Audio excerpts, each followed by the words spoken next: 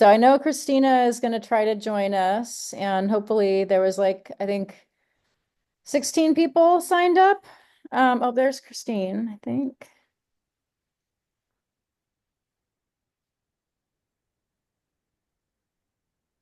So I will get started and just keep an eye on the waiting room for people to join us.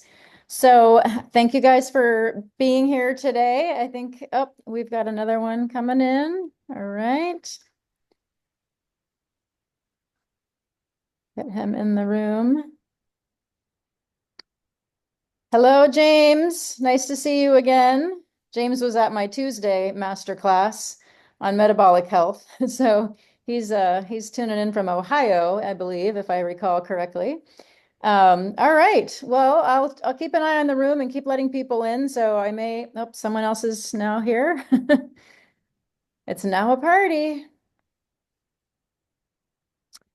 Okay, so welcome to the masterclass today. The truth about heart disease, protect your heart and lower your risk.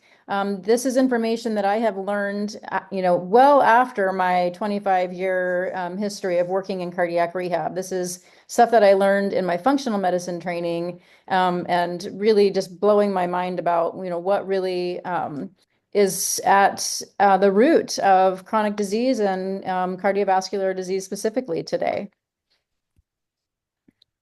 So it's really time. There's all this information out there, and not enough people know about it. But it's time more people understand the true root cause factors for heart disease, so that we can all live long, live well, love much, and die fast.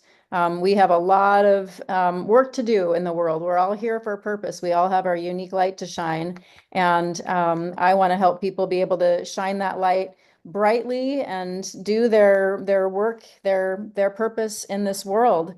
And we can't do that very well if we're sick or if we, die early from heart disease. So pay close attention if you have a family history for heart disease, if you have risk factors such as high cholesterol, diabetes, high blood pressure, if you are wanting to shed some excess weight, if you're frustrated, having to take multiple medications, blood pressure, cholesterol, blood sugar.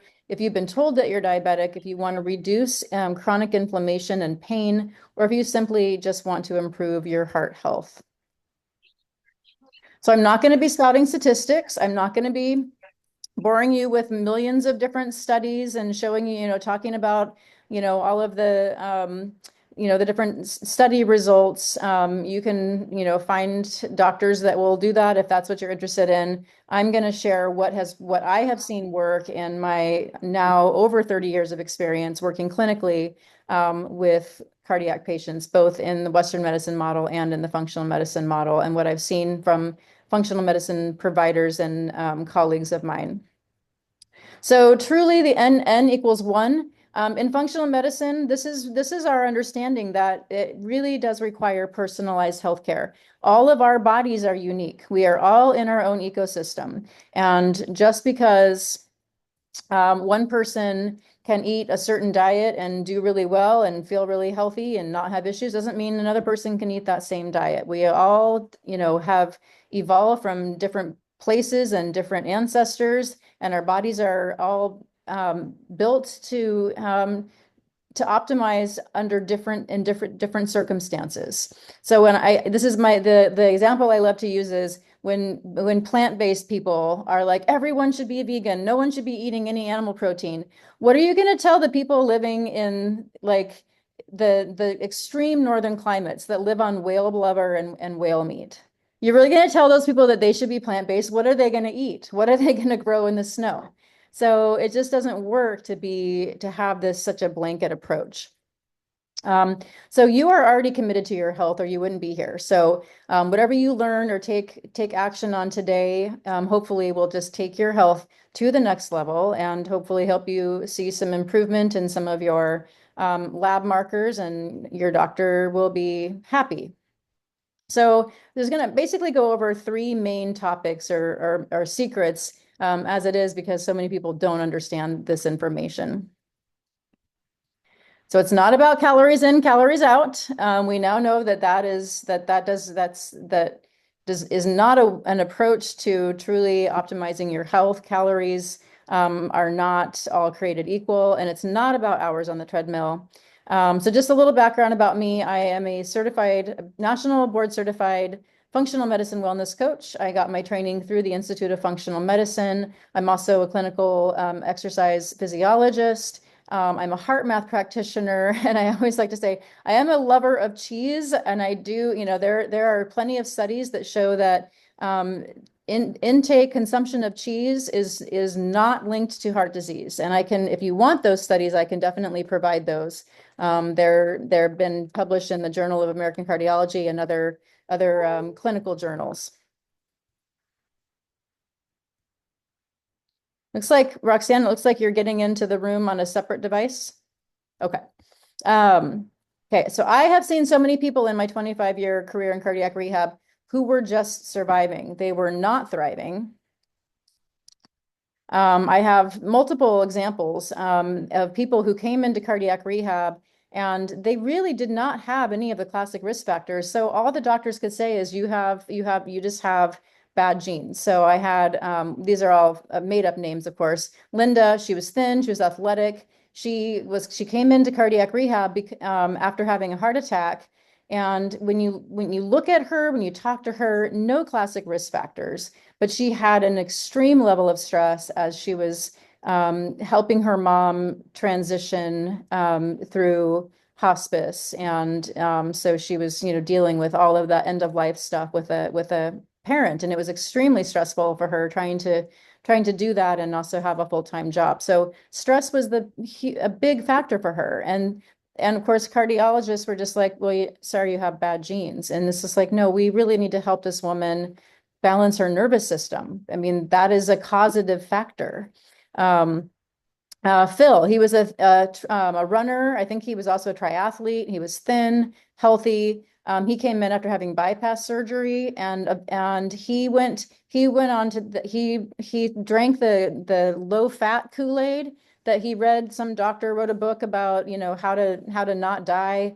And it was like, don't eat any fat, not even from nuts or avocado or olives or olive oil. So he went on this whole low fat thing and ended up having a second bypass surgery.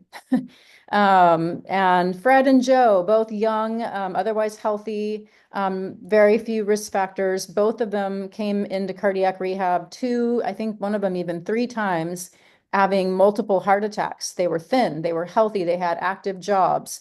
Bob, he had multiple cardiac events. I think he was in cardiac rehab for the 3rd time.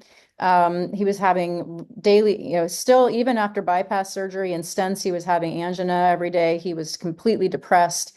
He was an active guy, wanted to be really active in his yard, but was struggling with angina. And he's one that I got to work with once I started my functional medicine training, and I got him onto a diet plan where he lost 25 pounds and his angina completely disappeared, and he doubled his exercise tolerance. So he is one of the few that I got to work with after my functional medicine training. I had a young guy in his 30s had a heart attack, and after and I got paired up with him as his case manager and chatting with him. He was a regular gamer and spent a lot of time sedentary, but what no one asked him about was his gut health, and he had major gut issues. His diet was pretty terrible, but like he also had, what appeared to be some leaky gut issues, and he was having, regular issues with bloating and constipation. And we now know that the health of the gut is very closely aligned with the health of all of our body's systems, including the heart. So Fred and Joe, as I mentioned above, they went on to work with a functional medicine doctor that I happened to be working for at the time, and they both were able to get off of the heart disease merry-go-round. I saw Joe recently at Market of Choice, and he's like, I haven't had, he was like every year another cardiac event. It's been like 7 years and he's had no issues with his heart since he got started with the functional medicine route. So just wanted to share that. What do they all have in common? None of them were aware of the 3 topics that I'm going to share with you today. So functional medicine is all about addressing what's happening in the soil, if you use this metaphor of a healthy tree. So we have to address what's happening at that root level. So we look at all of these things. We're looking at sleep and the body's detox pathways. Are you getting whole, healthy foods? Is your digestive system functioning properly? Are you having regular eliminations? Are you getting movement? Do you have trauma that hasn't been managed? Trauma is huge. Do you have healthy, supportive relationships? Are you moving your body? All of these things, sleep.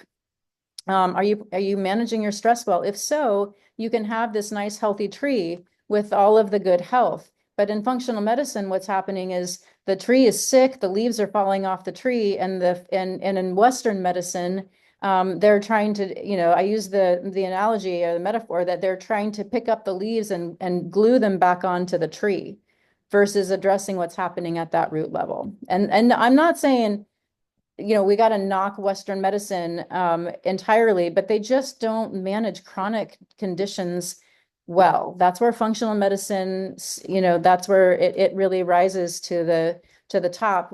If I get in a car accident, you better take me to a Western medicine hospital. I don't want to see a functional medicine doctor if I've just been in a car accident. So we have our strengths and weaknesses, and it's important, I think, just to understand.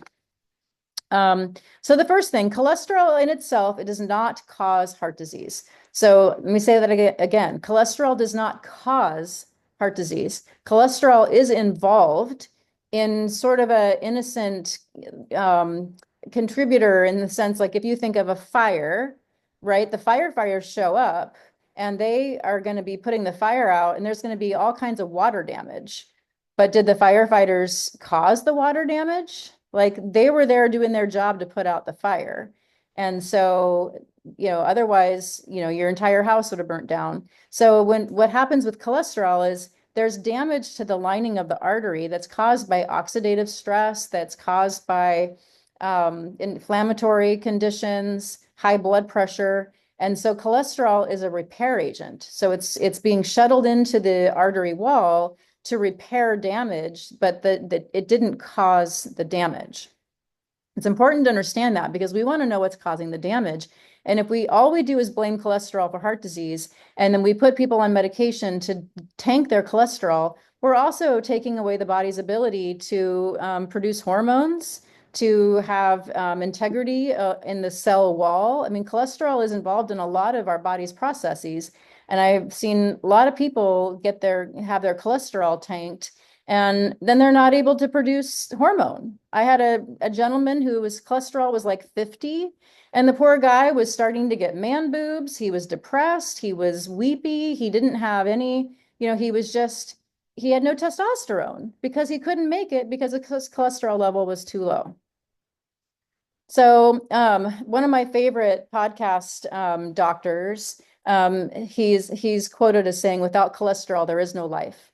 Cholesterol is made in every cell of the body. It's used for cell membrane integrity. It's involved in producing our hormones. It's involved in producing bile acids and tissue repair, and it helps in fighting infection. So we have, it's the cholesterol transporters that we have to pay attention to. So lipoproteins are how our cholesterol gets transported around the body. So when we look at it at the surface level, the HDL carries cholesterol from circulation back to the liver, and the LDL carries cholesterol from the liver to the tissues. So in the most basic sense, we look at those two, but it goes much deeper than that. When you go and have your regular cholesterol check at the hospital, all they're doing is looking at your total, your LDL, your HDL, and triglycerides. But LDL and HDL can get broken down, and we can test for particle size, particle count, oxidized LDL. So not all LDL is created equal, and not all HDL is created equal. So we can have HDL that's actually not as helpful. We can have LDL that's not as harmful. So ApoB is a pretty easy test to ask for. And ApoB is the main protein that's found in the more damaging LDL. So if we can measure an ApoB, that gives us a sense of, is my LDL is it more of the harmful type or more of the harmless type? So I've seen people who have high LDLs, but when you look at the breakdown, it's mostly what we call this large fluffy. The larger particle size are not going to be as damaging to your artery wall as the small dense ones. The small dense ones, we like to think of like little BBs being shot into your artery wall and creating damage, whereas the large fluffy are like innocent little clouds kind of floating around. And so also LP little a. So LP little a carries LDL for repairing, but when it's too high, it can be depositing too much cholesterol into your artery wall. So we don't want to have a high ApoB or a high LP little a. And we want to know. I mean, if you could have more information about your level of risk, wouldn't you want to know that? LP little a is harder to change. There are some studies that show that high dose vitamin C can help to lower LP little a. ApoB we can improve. And then the particle counts and the particle sizes, we can also change. A lot of them are in association to our insulin resistance status, which I'll explain that a little bit more detail. And then we have triglycerides. Triglycerides are really important to know because when those are high and when we have insulin resistance, we tend to produce more of the harmful LDL. Okay, so I'm going to move on. Oxidation and oxidative stress. So oxidation, oxygen-containing molecules with an uneven number of electrons, free radicals, interact with other molecules, stealing electrons, causing a chemical reaction, such as creating energy from glucose or fat, but it can also cause cell degradation. So oxidation is something that needs to happen on some level, but when it's happening too much, we end up with oxidative stress. So we have too much oxidation happening and not enough antioxidants that can help to neutralize those free radicals. So if we have LDL that's becoming more oxidized, then that makes it more harmful. We also have oxidation happening throughout the body in different areas that can also create damage. So we want to be looking at what am I doing in my life that's creating more oxidation, and what am I doing in my life that's helping to provide antioxidants and help to neutralize the free radicals. Those can be introduced into the body because of environmental toxins, because of the food that we're eating, because of even like household products that are not healthy, where we're getting a lot of toxic chemicals, either in our cleaning products or various things. So we want to be looking at those various factors. Okay, so a basic lipid panel. So when you go to your doctor and they say, okay, it's time for your blood work, I want you to fast 12 hours and we're going to do your blood work, they're basically giving you a total cholesterol, an HDL, an LDL, and a triglyceride. So it gives you some indication. It can show you a red flag. But the con is that if you have a high LDL and your doctor doesn't know, is it a lot of healthy LDL or a lot of unhealthy LDL? Doesn't matter your doctor, because they're going to say you have a high LDL, please take this statin. And we all have heard now the consequences of statins. They can cause you to lose muscle. They can increase your risk of dementia. They can actually cause weakening of the heart. So we don't want to take statins unless we absolutely need to. And there's a small subset of the population where they show statins to have some benefit. And it's typically men over the age of 60 who have a cardiac history themselves. But too many people are being put on them, and doctors aren't looking, they're not taking that deeper dive to look at what is the ratio of healthy to unhealthy LDL. So everybody's getting put on statins. And since we've been putting everybody on statins, we haven't seen reduced rates of cardiovascular disease.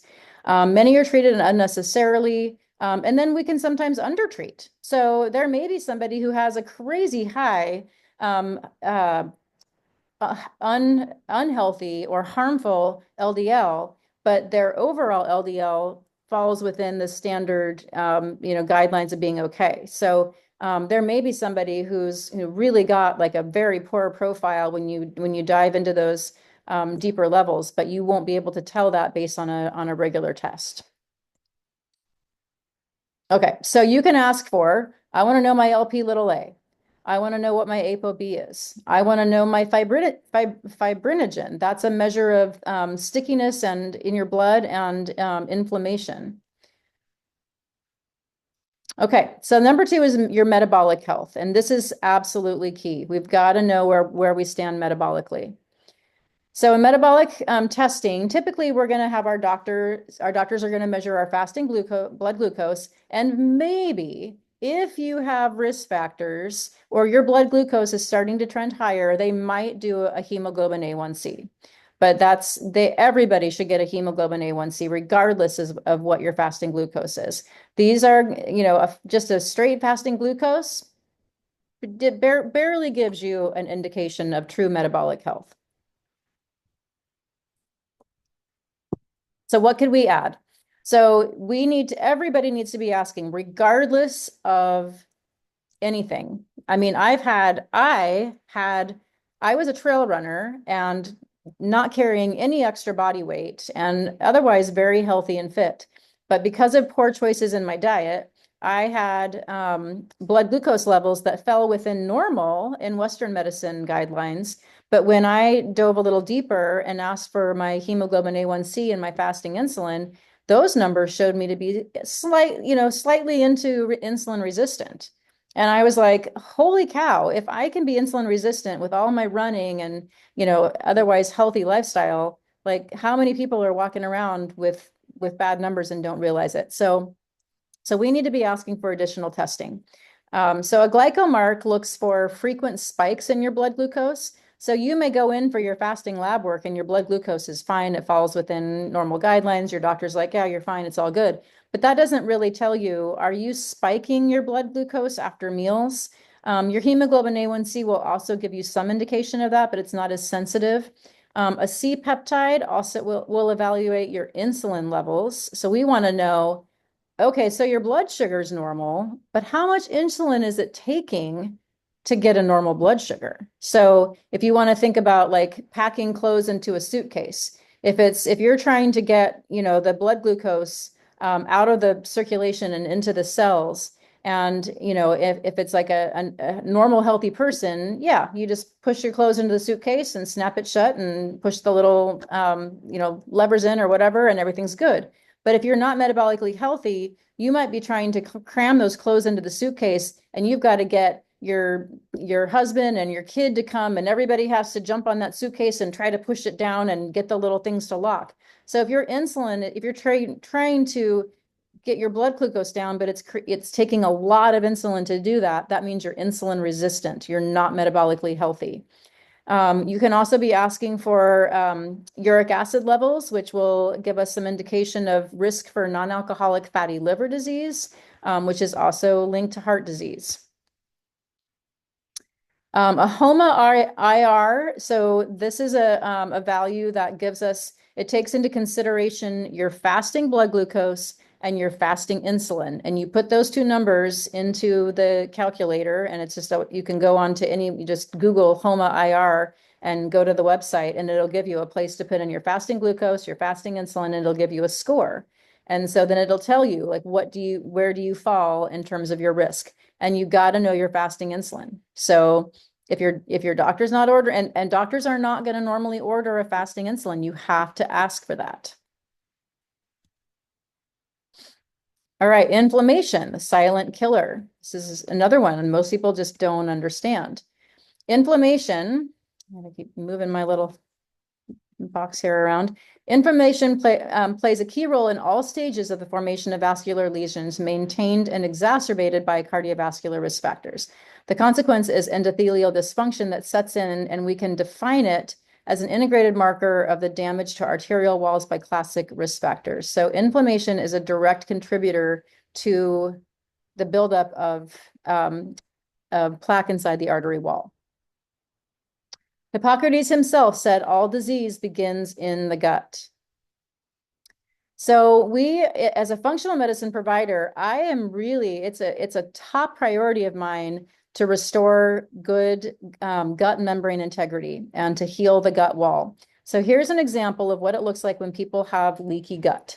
So over here on the left, you've got these nice tight junctions, a nice healthy gut wall. Over here on the right, you've got leaky gut. So you've got things getting through the gut wall that are causing the immune system, which the immune system is right here on the other side of your gut wall. I think 75% of your immune cells are circulating right inside your gut wall, and your gut wall is a single cell layer thick. So that's a very small membrane that separates the outside world from our inner workings of our body. And so we can end up with this increased gut membrane permeability. Sometimes it's caused by gluten. People can be highly gluten sensitive. It may just be the gluten in the States, where some people can go to Europe and they can eat the pastries and they have no problem, but they eat bread over here and they immediately have an inflammatory reaction. And that's the case for me. I don't go near it. And so as a result of this leaky gut, we can end up with nutrient malabsorption. It can create autoimmunity, food intolerance. It breaches the blood-brain barrier, which can lead to issues with poor cognition, anxiety, depression, and systemic inflammation. Systemic inflammation meaning widespread throughout the body inflammatory response. Also, we want to be looking at our gut flora. So most of us now have a really appreciation for the bacteria in our gut and what they do for us. So we really have a very symbiotic relationship between the bacteria in our gut and our body as the host. And so we need to take care of those bugs so that they can take care of us. They produce vitamins that are essential for our health. They are a huge part of our having a healthy, regulated immune system. They are a big part of our metabolism and our ability to maintain healthy weight. There's lots of studies showing a poor microbiome diversity and issues with being able to maintain healthy weight or lose weight. Very involved in the inflammatory cascade, and we now know that there is a strong link to autism. So it's important that we also look at our overall gut health. And when I work with people, there's questions that I ask, and over time, I can kind of help determine when people maybe need to work on their gut microbiome. And there's tests you can ask, but you can do a stool test and get a comprehensive test result that tells you all about the bacteria that colonize your gut. So inflammatory testing. So rarely is this done. And what kills me is like not even after you've had a heart attack do they measure your inflammatory markers. So yeah, we want to know. We want to know, are we already at risk because we have this kind of chronic widespread inflammation? We can test that. So it's rarely evaluated by a basic insurance-based practice. It allows fats to infiltrate the vessel wall, which creates the plaque buildup. I've heard people say, if you have no inflammation, then it doesn't matter what your cholesterol levels are. If you're not inflamed, then your cholesterol is not going to have to go do the repair work. I don't know if that's too simplified, but I've heard people say that. So we want to know homocysteine levels. This is these high homocysteine leads to inflammation. And that's an easy one to ask for.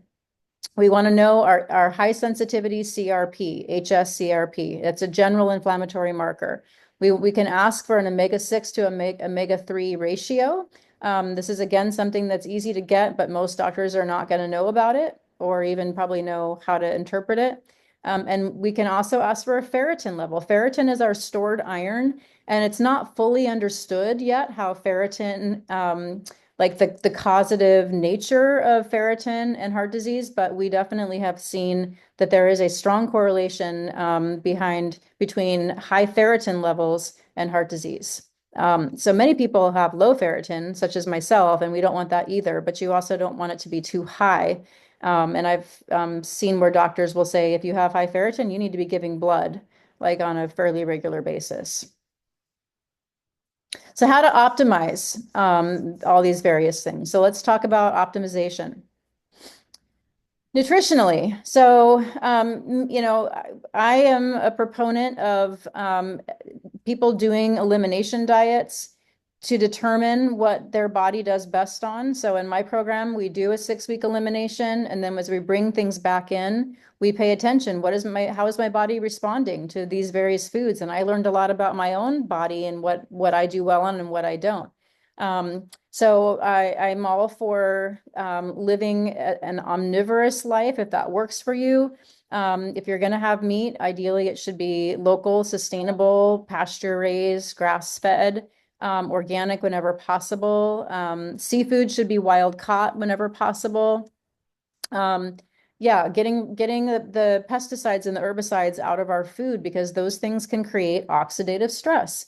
Um, 12 to 15 different plant foods per day, and also you can be keeping track per week. How many different plant foods are you getting per week? The recommendation is 30 to 35.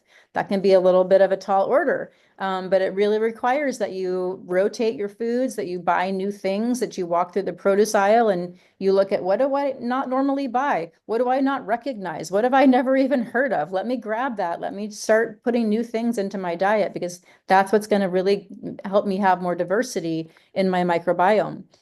Pre and probiotics. So prebiotics are the fibers that feed the bacteria in your gut. So those are going to come from things like onion, garlic, artichokes, bamboo shoots, and then fermented foods. So those are the live bacteria. Those are the bacteria that go in and can colonize. All right. So you want to eat less or none of these things. So industrialized seed oils. So these are going to be the three S's and the three C's. So soybean, sunflower, safflower, corn, canola, cottonseed. These oils are easily oxidized, and we talked about oxidative stress. We don't want that. And they also are inflammatory. So we want those oils out of our diet. And a lot of people will say, oh, it's good. I only cook with avocado oil or olive oil or butter. Well, are you buying any pre-made food at the store? Are you buying any dressings? Are you buying any marinades? Are you buying any crackers or chips or dips? Because those oils are in 90% of every pre-made food. You've got to read your labels. We want to avoid processed and cured meats. We want to try to avoid the processed convenience foods in general. Refined grain products, lots of bread and pasta and crackers and cookies and all of these things. They are the reason why we have so much insulin resistance. People are eating way too many refined grains that are causing spikes in their blood sugar, causing lots of insulin to have to be produced, and eventually they're less sensitive to that insulin. Gluten for some people. So if I have anybody come to me and they have any symptoms at all, I will usually just say, can you give it up for a week and tell me how you feel after a week? And most of the time they'll come back and say, my aches and pains went away, my reflux went away, my sinus issue went away, whatever. My migraines went away. I think it's just worth trying and see what happens in your body. And then charred meats or really like cooking anything at really high heat and like especially like if you're kind of charring it. And I'll admit sometimes I burn my vegetables when I roast them and I don't throw them away. Like sometimes I'm just like, oh, they're a little bit burned, but I'm gonna eat them because I'm not gonna waste them. But when we do that, when we really high heat cook and especially like doing it with the meats, that creates advanced glycation end products. And so those are just aging compounds. And if we can avoid that, why not avoid it? I mean, I know people who they love their barbecue and they love it when it's like all charred on the outside. Well, that can be, creating some accelerated aging. Here's some examples of some labels. So like it just kills me. Like I have friends and they're both medical, they're both in the medical profession. And when I go to their house and house and dog sit and I look through their cupboards, they're eating the worst crap. And it's just like they don't want to hear it. I can't say anything. They don't want to hear it from me, but their peanut butter, like this is what they give their dog when they leave the dog for the day. And like this poor dog is getting poisoned with all this terrible oil. And the dog has GERD. They have to give the dog medication for acid reflux. Like, really? This Brummelin Brown made with real yogurt. And you look at the ingredients in this stuff. And the second ingredient is soybean oil. Like, where is the yogurt? I mean, I guess there's maybe, like probably a little bit of yogurt in there, but I swear most of it's probably soybean oil. So just read labels. That these processed food companies, they're not in existence for our health. They're in existence to sell product. We got to move our bodies, and we got to do it in a way that we enjoy. If we're doing it in ways that we hate, life is too short. And how long are you going to be successful with that?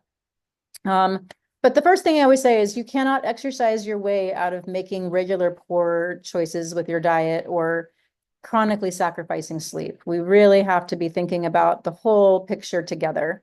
If you have a lot of inflammation and toxic load, no amount of exercise is really going to be successful. I had a client she was doing high intensity interval training like 5 or 6 days a week, plus going out and walking and hiking and jogging. And she could not get rid of this. Like, I think it was like 35 or 40 pounds that she had on her. And she was doing everything she could. And until she backed off on the exercise and then went through my program, it was like 15 years of battling her body, and she finally realized, I'm doing too much. Like, I can't, I'm working my body so hard, I'm stressing it out. So we were able to help her lose all of that weight by actually backing off on the exercise and changing her diet. You don't want to be a sugar burner, you want to be a fat burner. If you're a sugar burner, that means you need regular carbs to maintain energy. And so you're eating these carbs, you're spiking your blood sugar, your insulin spiking, it's getting the blood sugar back down again, and then you're hungry and you need another fix. And so you're on this roller coaster of eating sugar and then insulin, getting it back down, and then hitting the wall and more sugar. It's not a good place to be. So we really want to get you to be a fat burner. Intense exercise, if you are not sleeping well or you're overly restricting your calories, can actually create more stress on your body. So really got to be looking again at the whole picture. And then poor sleep combined with exercise can also significantly stress your body. Is it okay once in a while if you haven't slept well and you still want to get your workout? Sure, I've done that. I've had nights where I didn't get good sleep, but I still went and met my friend for a trail run. But if you're doing that all the time, that's going to bite you in the butt at some point. So what's the best exercise to do? My first answer to that is what you will do. What do you enjoy? What fits into your schedule? Where do do you have a buddy that will keep you accountable? So, asking that question of yourself, what will I do consistently? That's the first and most important question to answer. I'm a huge believer in getting outside for exercise whenever possible. We are solar and battery powered. We need to be connecting with the sun. We need to be connecting with the earth whenever we can. I'm a huge believer in doing things that bring you joy. If you get joy from going to a dance class at your local gym, then do that. Even if it is inside, do that, but then find a way to maybe get a sunrise walk in once or twice a week. Ideally, it's a combination of aerobic strength and flexibility. Muscle is the currency of longevity. We need muscle to have healthy longevity and maintain independence and stay out of nursing homes. Walking, hiking, jogging are great. They're weight bearing. That's going to be good for your bones. Any other cardio is going to be good for cardiovascular health. Swimming is great if you have like pain issues and you need to be, in water so that you can move with more ease. Yoga can be fantastic for bringing in strength and flexibility. Cross training for some people, they love it. High intensity, it can work. High intensity interval training can work really well as long as you're not overdoing it and you're balancing it with other types of exercise. Group fitness, those can be fantastic. How much should you do? Ideally, you're moving your body throughout the day. So we don't want to be like sitting on our butts 8 hours a day, 5 days a week, and not hardly moving at all. And then, getting, 4 or 5 workouts. I mean, that's still good that you're getting your workouts, but ideally you're finding ways to get up and move throughout the day. We need to get more of what the acronym is NEAT, N-E-A-T, and it stands for non-exercise activity thermogenesis. Basically, it just means getting up and moving throughout the day. We really need to do that. So just get up, walk. If you're going to go to the bathroom, go to the bathroom and then maybe climb a flight of stairs and come back to your desk. 200 to 300 minutes of aerobic exercise, and that includes, your shorter walks, your longer walks, your, little spurts here and there. Just try to get up to, 200 minutes if you can in a week of movement. Strength training 3 times a week, 2 to 3 times a week is great.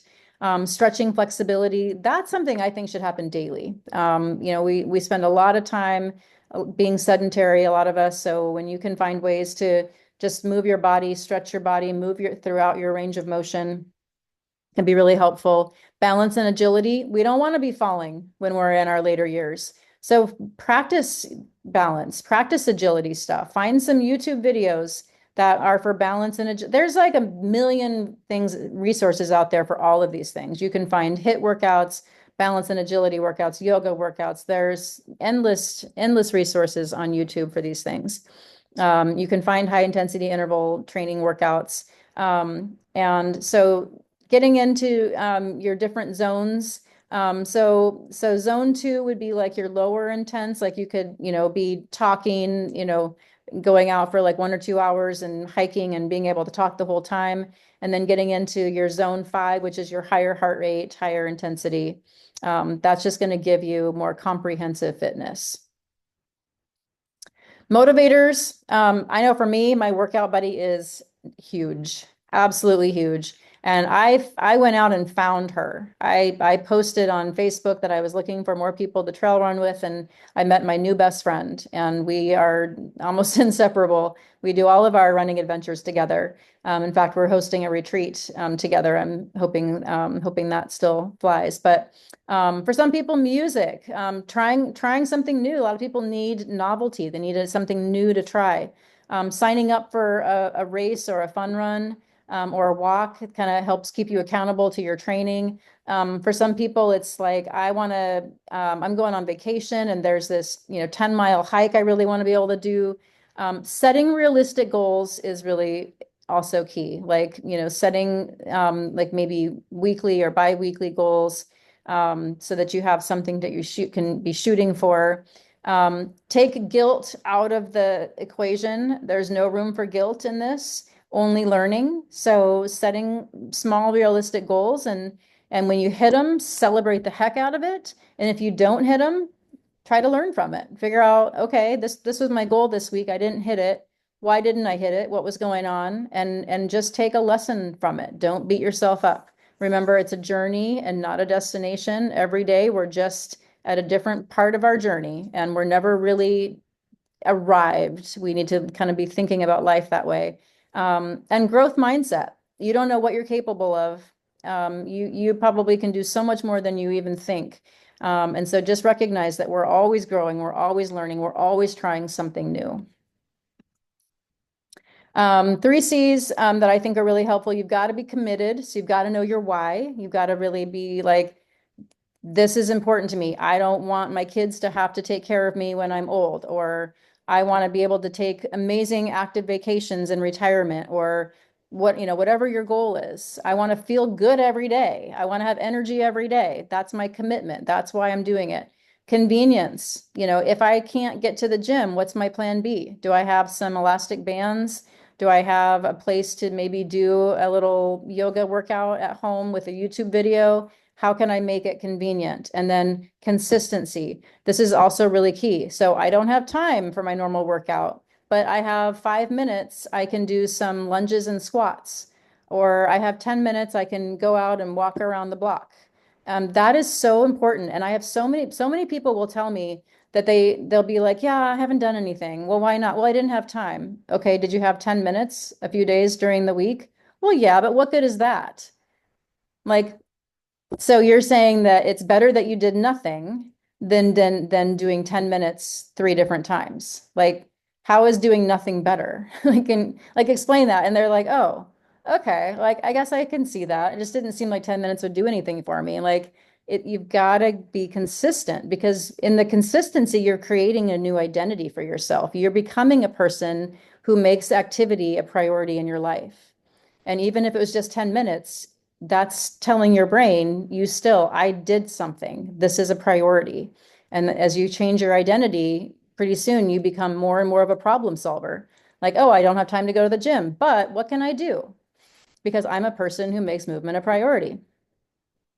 Okay, where are we at time? Time-wise, we're doing okay. So stress is absolutely huge, and I know we're hearing it all the time. It's, it's so commonplace that we're hearing about stress, but I don't want to minimize the importance of this. This is so key. I had so many people in cardiac rehab who stress was their only risk factor. We really need to understand if we are not balanced in our nervous system. And so many people are walking around in their fight or flight, and they're so used to it that that's become their norm that they don't even know they're stressed. Because it's like being in parasympathetic now feels so foreign that they're not even comfortable there. It's like they don't feel right if they're not on this slight bit of like edge all the time. That is a real problem, and that is contributing to a lot of the chronic issues that we're seeing right now. So stress contributes to every disease known. It affects all systems of the body, all of them. And when we're under stress, we breathe fast and shallow. We entertain, fear, worry, doubt, which then pushes us even further into our fight or flight and reduces our heart rate variability, which is an indicator and a measure of potential longevity. So stress has everything to do with your health. So we really need to be looking at, am I balanced more toward my parasympathetic rest and digest, or do I feel like maybe I'm more on the sympathetic side of things, where when you're in that fight or flight, we're using a lot of our hormone, our parent hormone, to produce cholesterol, which depletes our sex hormones, contributes to high blood pressure, high blood glucose, weight gain, poor digestion. We have poor digestion, then we end up with gut problems. And we talked about the importance of gut health. So we really want to be shifting over to that parasympathetic through, whether it's meditation or breath work or practicing gratitude. There's so many things we can do, but that will get us to where we're not producing as much cortisol. We have more parent hormone to produce the sex hormones. We can lower blood pressure, blood glucose, improve digestion, and improve gut health. Again, it can be the thing that's standing in the way of getting the health that you want. It may feel so normal to you that you don't even recognize it as stress.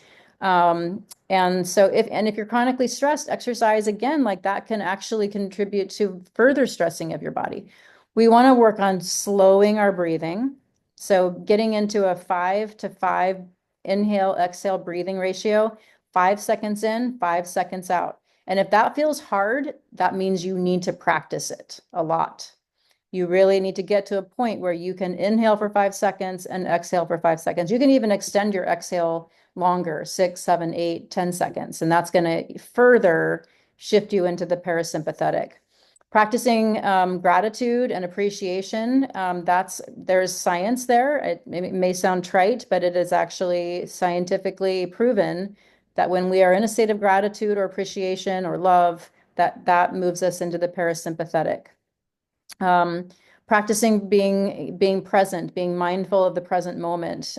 This is something else that, it takes practice. And once you start recognizing like, okay, I feel stressed right now. All right, let me look at this. Let me be curious about, why do I feel stressed? What's going on?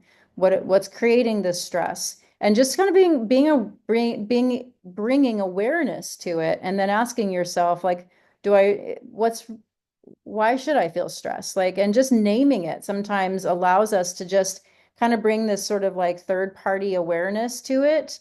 And then it's almost like we just sort of make peace with it and kind of let it go. It's just it's really incredible how well it works. And I practice it all the time, and I just am amazed at how much less suffering I have when I can just bring awareness to like what it is I'm feeling, and then just bringing curiosity to that.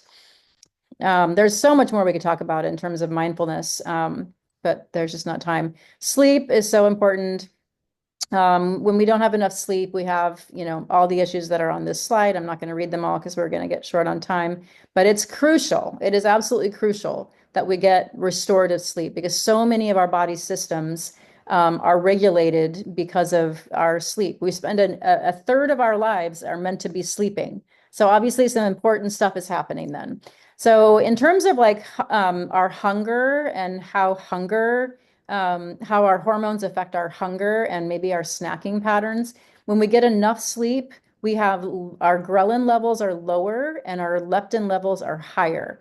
So we generally have a more normal appetite. We're not ravenous all day. And when we eat a meal, we feel more satisfied afterward. We don't feel like, oh my God, I just had a full meal, but like I'm still hungry. And then on the opposite side, if we're not getting enough sleep, and I know about you guys, but I definitely notice this. If I'm underslept, I'm hungry all day. I feel like I just cannot get enough food. And then if I eat a meal, like I generally am going to be hungry an hour later. It's like clockwork for me. If I'm underslept. So what can you do to improve sleep? Circadian rhythm, normal sleep schedule, going to bed earlier sometimes for people is really important. I know it can be hard if that's kind of like your me time. Avoiding blue light in the later hours, wearing blue blockers if you're going to be looking at screens after the sun goes down. Avoiding eating 2 to 3 hours before bed. Getting outside during the day actually helps your body to produce melatonin in the evening. Journaling, meditation, brain dump before bed to get those monkey mind thoughts out of your head. Sometimes white noise or music, supplements, sleepy time teas. A cool, dark bedroom is key. Okay, so those are my tips. There's a lot of stuff there. So hopefully you took away some nuggets that will be helpful for you.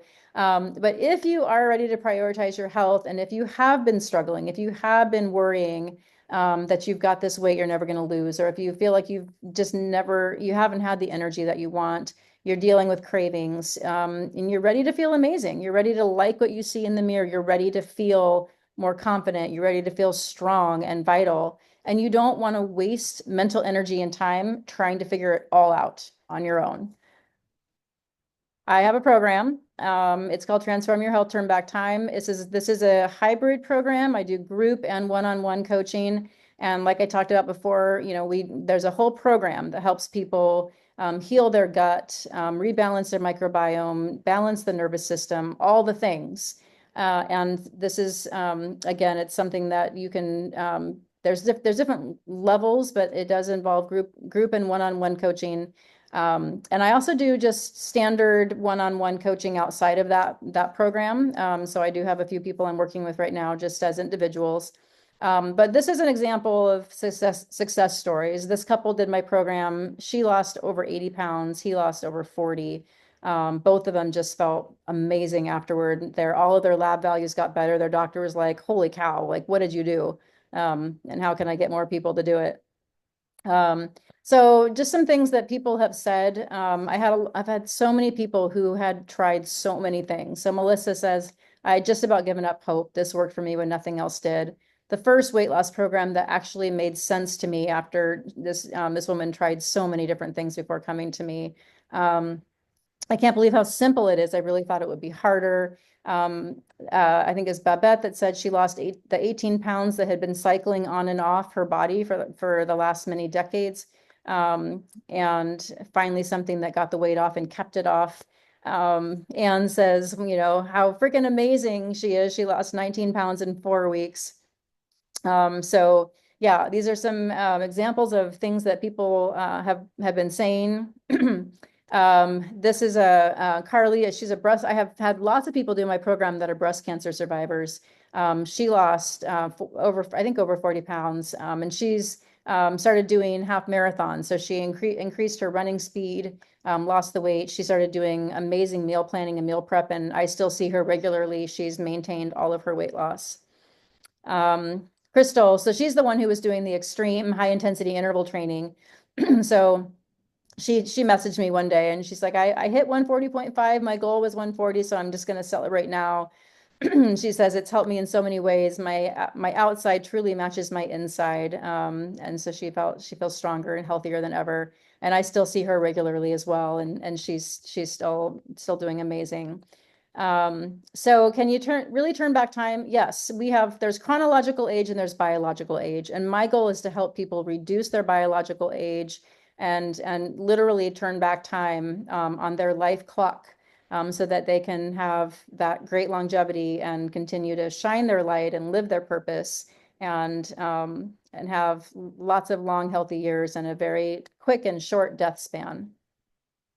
So if you have questions, feel free to contact me. My email is listed down there at the bottom. You can also go to my website. There's information about the programs that are on there. And then if you wanted to scan that code, that would take you to being able to schedule a free wellness strategy call where we can get on the phone and just chat about what's going on with you, what your goals are for your health and your well-being, and see if it would be a good fit to work with me in one of the different services that I offer. So that is it. I made it. I did it in under an hour. I can't believe it. I know I probably talked fast, but thank you so much for being with me. I will stop sharing unless anyone still needs to have the QR code up there, and have a few minutes for questions if anybody has questions. Oh, thanks, Roxanne. It looks like she left, but she put a little testimonial in there. But yeah, thank you guys so much for joining. And like I said, if there's any questions, happy to answer a few. Otherwise, I will wish you all a wonderful rest of your day. Well, let me ask you one question, darling. Sure. Since I got this pacemaker defibrillator, um, how much jogging and running should I really think about doing? Well, that's a hard question to answer without knowing more about you and about what you're already doing. Did you go through cardiac rehab? It's been a long time ago. I got it in 2006, so it's been in here for a while. But after I got it, I kind of backed off of doing my workouts and stuff like that, and I really haven't stressed myself that much as far as having a routine exercise program. So I was just wondering, you know, since you got all this training and everything with people with heart problems, um, in general, can a person with a pacemaker do, runs and stuff like that?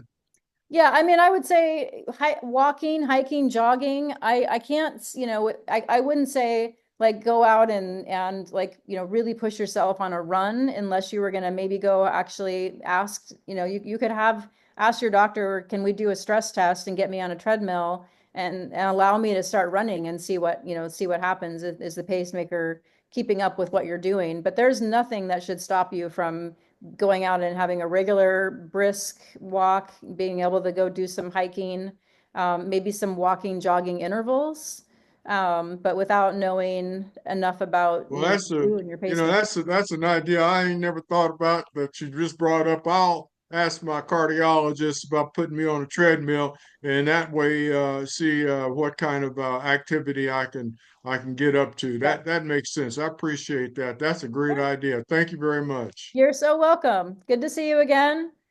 Everybody All have a right. great day. Okay. Bye-bye.